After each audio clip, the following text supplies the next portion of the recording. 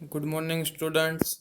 Last week we have discussed about unit number 4, and then after I discuss about activity number 4, solar energy.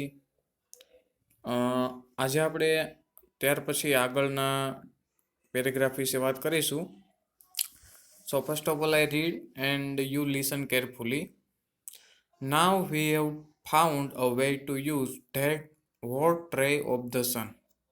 The scientists have successfully converted the heat from sun rays into electricity.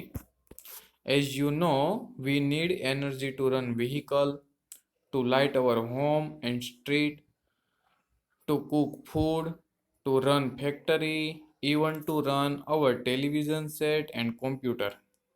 We make use of different kinds of energy for different purposes.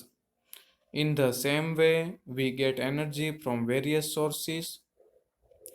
These sources are called petrol, water, wind, and so on. So let's start. We have discussed about difficult words. So first line found એટલે કે શોધવું, way એટલે કે રસ્તો, to use એટલે કે ઉપયોગ કરવાનો, the hot ray of the સન એટલે કે ગરમ સૂર્યના કિરણો. ત્રીજી લીટીમાં જોવા મળશે કન્વર્ટેડ એટલે કે રૂપાંતર કરવું.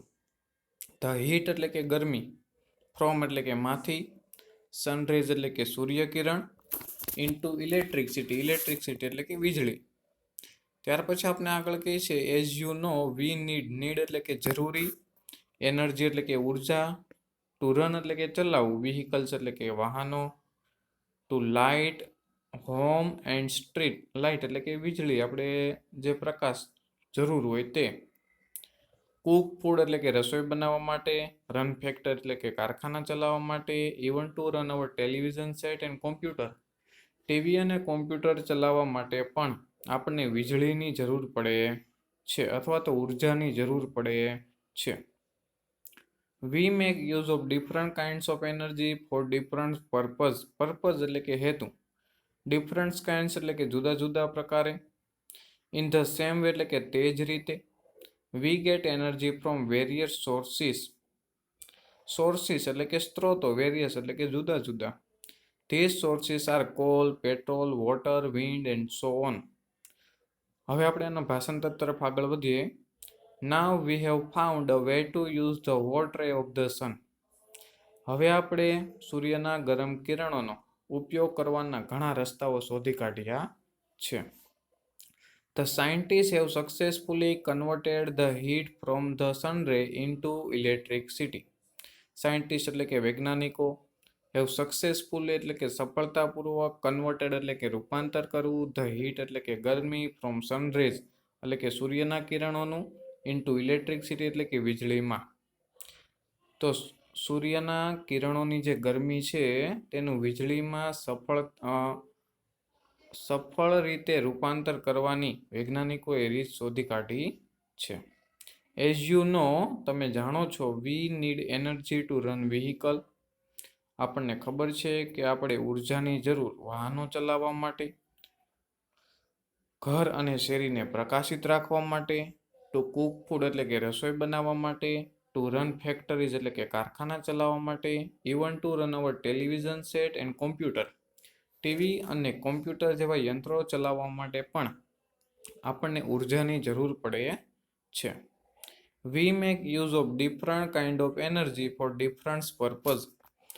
આપણે જુદા જુદા હેતુઓ માટે જુદા જુદા પ્રકારની ઉર્જાનો ઉપયોગ કરીએ છીએ. જેમ કે ઘર ચલાવવા માટે આપણને વીજળીની જરૂર પડે, વાહનો ચલાવવા માટે આપણને પેટ્રોલની જરૂર પડે.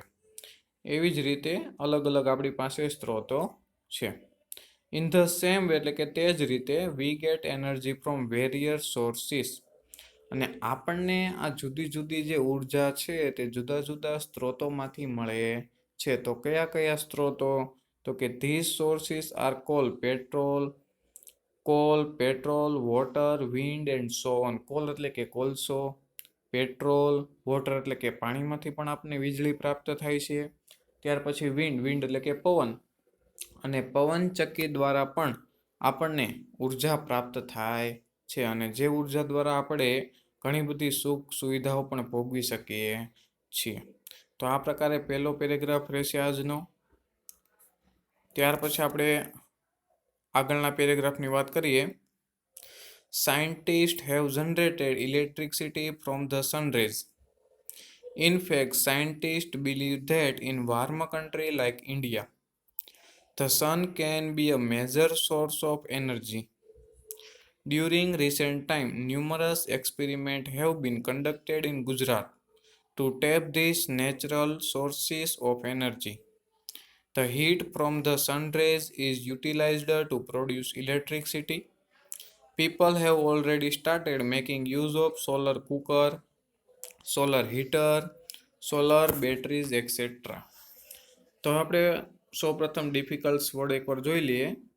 સાયન્ટિસ્ટ હેવ જનરેટેડ એટલે કે ઉત્પન્ન કરવું, ઇલેક્ટ્રિસિટી એટલે કે વીજળી, ફ્રોમ ધ સનરાઈઝ એટલે કે સૂર્ય ઉર્જામાંથી.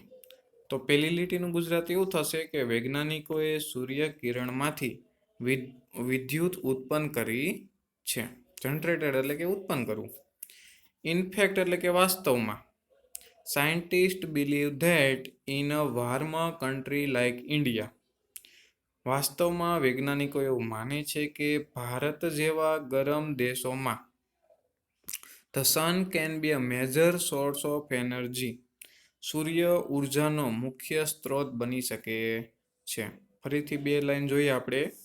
વૈજ્ઞાનિકોએ સૂર્યકિરણમાંથી વિદ્યુત ઉત્પન્ન કરી છે. ઇનફેક્ટ એટલે કે વાસ્તવમાં.